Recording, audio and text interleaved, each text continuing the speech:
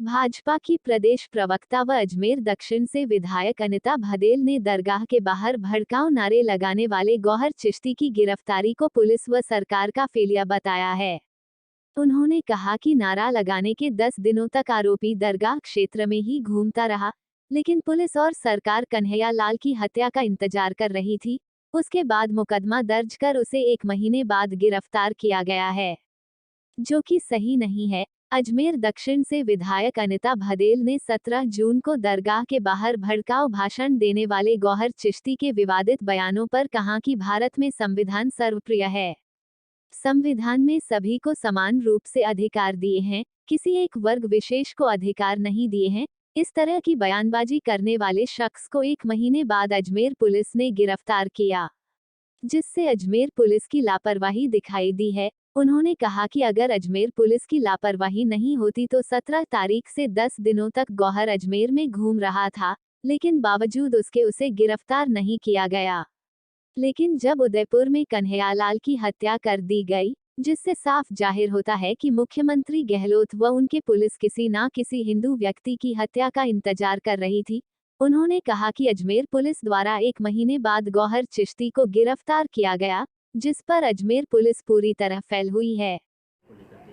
देखिए 17 जून को जो मौन जुलूस जिसकी बात कह रहे हैं कि हमने मौन जुलूस निकाला था, वो मौन जुलूस निकालने से पहले ही दरगाह की सीढ़ियों पर खड़े होकर के गौहर चिश्ती ने जिस तरह से बयान दिया है, जो विवादित बयान दिया है, सर को धड़ से अलग करने की बात कही है, और भी बहुत सारी बातें उन्होंने कही है जो मैं दोहराना नहीं चाहूँगी, पर मैं इतना ज़रूर कहना चाहूँगी कि ये भारत है और इस भारत में संविधान सर्वोपरि है। संविधान में सबको समान रूप से अधिकार दिए हैं, किसी एक वर्ग विशेष को अधिकार नहीं दिए हैं। इस तरह की बयानबाजी करने वाला शख्स 1 महीने बाद उसको पुलिस पकड़ पाई है।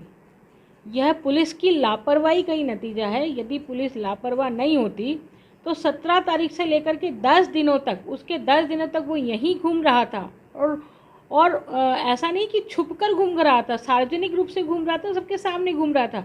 उसके बावजूद भी पुलिस ने उसको गिरफ्तार नहीं किया और जब कन्हैया लाल की हत्या कर दी गई, इसका अर्थ साफ है कि पुलिस और अशोक गहलोत की जो सरकार है वो किसी न किसी हिंदू व्यक्ति की हत्या का इंतजार कर रही थी कि कोई हिंदू व्यक्ति की हत्या हो और तब कार्रवाई की जाए। मतलब इस नाते से गौहर चिश्ती को 1 महीने बाद पकड़ा है, तो पुलिस की पूरी तरह से फेलियर है।